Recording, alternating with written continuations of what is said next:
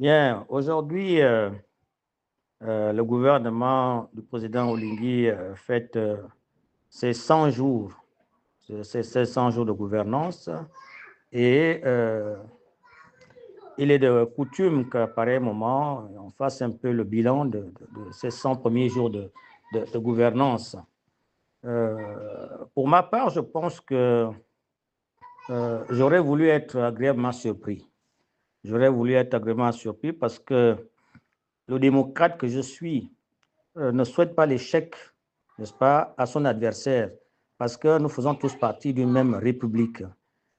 Oligui Nguema a été élu 95% environ de suffrages par les Gabonais. C'était un plébiscite. Et malheureusement pour lui, la contrepartie de ce vote, c'est aussi des grosses attentes, n'est-ce pas, exprimées par les Gabonais.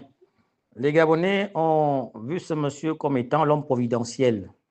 Et c'est normal que lorsque nous attendons l'homme providentiel, on attend des solutions à nos problèmes. Malheureusement, après 100 jours de gouvernance, nous n'avons pas encore des signaux forts pour être rassurés quant à la capacité de ce monsieur à diriger correctement le pays. Je dois le dire et pour le regretter, que depuis la prestation de serment jusqu'à aujourd'hui, rien ne va. Il n'y a rien de bon dans le pays. Les Gabonais vivent de déception en déception. L'accès au pouvoir du président Brice Clotaire Oligui Nguema. Alors, un des faits marquants, c'était déjà la prestation de serment, où nous avons vu les militaires gabonais donner une image déplorable de nos forces de défense et de sécurité, parce que les chutes des parachutistes n'ont pas été réussies, et ça, vraiment, au désarroi de tous les Gabonais. La République s'en est sentie humiliée, parce que je pense que le monde entier était là, et on devait présenter un meilleur visage. Ça, c'est la première déception. La deuxième déception, c'est le gouvernement qui est sorti à la prestation de serment.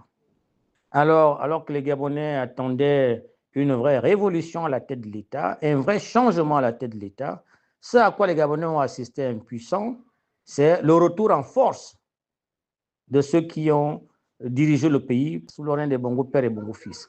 Ça, c'était vraiment déplorable parce qu'aujourd'hui, les deux vice-présidents, que ce soit le vice-président de la République, que ce soit le vice-président du gouvernement, ces gens-là font partie du problème.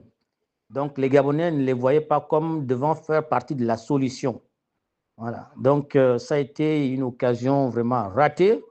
Ça a prouvé que le président Brice Clotaire Oligui Nguema était incapable de se débarrasser du PDG et restait aujourd'hui otage de ce système qui a saccagé le pays.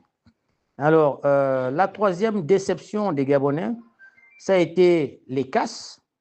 Nous n'avons jamais vécu une telle brutalité dans notre pays.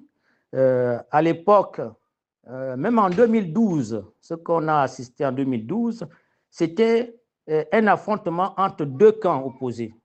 C'est-à-dire que la casse ou les bombardements du QG de Jean-Ping ont été effectués par le camp opposé, le camp Ali Bongo.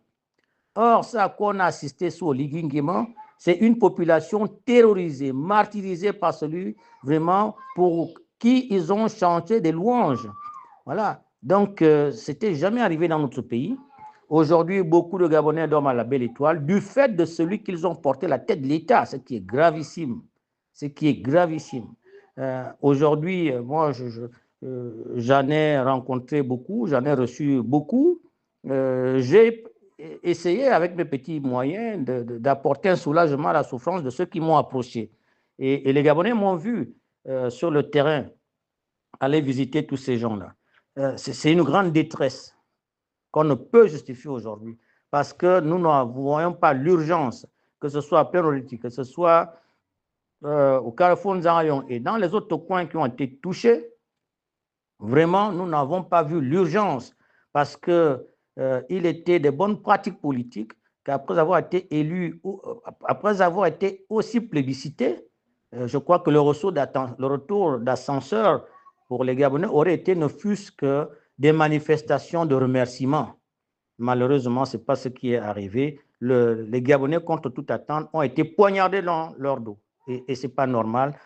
Nous l'avons décrié et nous avons demandé au président d'arrêter ce genre de comportement. On ne frappe pas sur les gens qui vous ont porté au pouvoir. Ça a été une grosse déception et j'ose espérer que ce genre d'ajustements vont s'arrêter définitivement.